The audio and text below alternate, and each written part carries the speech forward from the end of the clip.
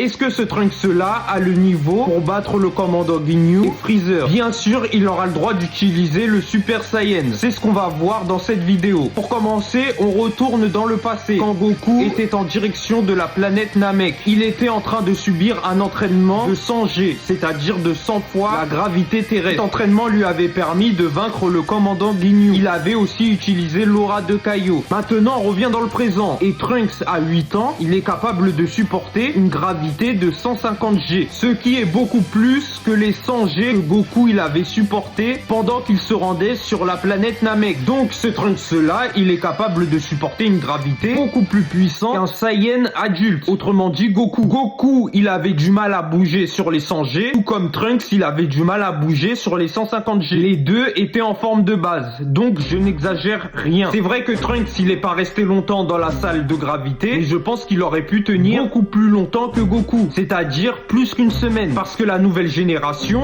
elle a un meilleur potentiel que l'ancienne, même si je trouve ça incohérent. Ils auraient dû perdre en puissance, vu que le sang Saiyan va se diluer au fur et à mesure que la nouvelle génération se reproduit avec des humains. Donc, Trunks de base, meilleure résistance que Goku quand il se rendait sur la planète Namek. Maintenant, est-ce que Trunks a un meilleur niveau que Goku quand il est sur la planète Namek? Est-ce que Trunks, il peut battre Freezer? Goku Namek, il avait affronté plusieurs fois la mort, ce qui avait beaucoup augmenté sa puissance. Ce Goku-là, qui se battait contre Ginyu, qui était capable de supporter 100 de gravité, c'est pas le même Goku face à Freezer. Celui face à Freezer, il est beaucoup plus puissant que Goku contre Ginyu, parce que Vegeta, il avait mélangé Goku pendant qu'il était dans le corps de Ginyu. Et souviens-toi, quand un Saiyan affronte la mort, il devient beaucoup plus puissant. En fait, on n'a pas vraiment d'informations sur le nombre de puissance que le Saiyan a une fois qu'il a affronté la mort. J'ai fait mes recherches, et souvent, quand un Saiyan affronte la mort, sa puissance est double. Donc, Goku contre Freezer, on peut multiplier sa résistance physique et sa vitesse, mais aussi sa force à 200 G, vu que sa puissance, sa résistance et sa force est double. Donc, ce Goku-là, il peut supporter 200 G. Trunks de base, légèrement en dessous de Goku quand il affrontait Freezer. Niveau résistance, niveau puissance et niveau vitesse. Donc, ce Trunks-là ne peut pas battre Freezer de base, mais ce Trunks-là, il éclate Freezer. Voici pourquoi. Déjà, on sait que le Super Saiyan multiplie la force, l'endurance et la vitesse et la résistance. Ça veut dire que le Saiyan de base qui se transforme en Super Saiyan, sa puissance devient 50 fois plus puissante que le Saiyan de base. Donc on multiplie 50 fois 150. Donc ce Trunks-là, il est capable de supporter une gravité 7500 fois plus élevée que Goku quand il affrontait Freezer,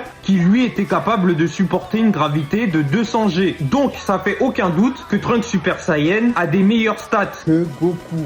et que pour moi, il bat Freezer, même s'il y a l'intelligence de combat à prendre en compte. Trunks a largement les capacités de vaincre Freezer. Donc Trunks foudroie Freezer. C'est la fin de la vidéo. N'hésite pas à me dire ce que tu en penses en commentaire. Merci d'avoir regardé.